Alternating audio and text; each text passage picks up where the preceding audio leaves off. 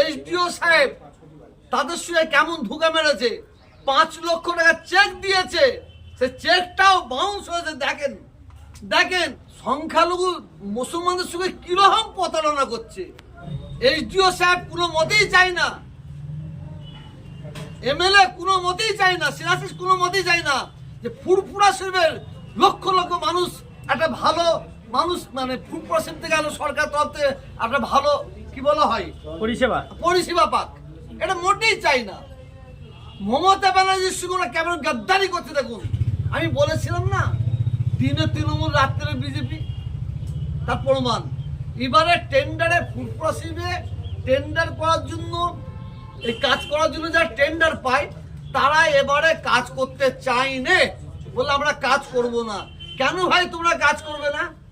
বললে আমরা 4 বছরের টাকা পাই না। তো এবারে তারা কাজ করছে।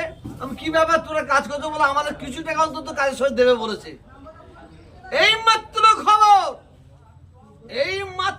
খবর এসডিও সাহেব তাদের সঙ্গে কেমন ধোঁকা মেরেছে, 5 লক্ষ টাকা চেক দিয়েছে, সে চেকটাও বাউন্স হয়েছে। দেখেন দেখেন মানে এরা মানে সংখ্যালঘু মুসলমানদের সঙ্গে কিরকম প্রতারণা করছে।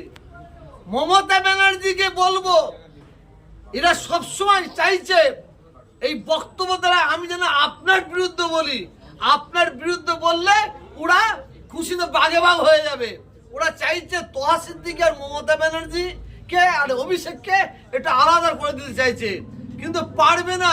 কারণ মমতা ব্যানার্জির উন্নয়নের সমর্থন করব, আর মমতা ব্যানার্জির যারা এমএলএ আছে মানুষের সঙ্গে প্রতারণা করেছে তার বিরুদ্ধে কথা বলবো।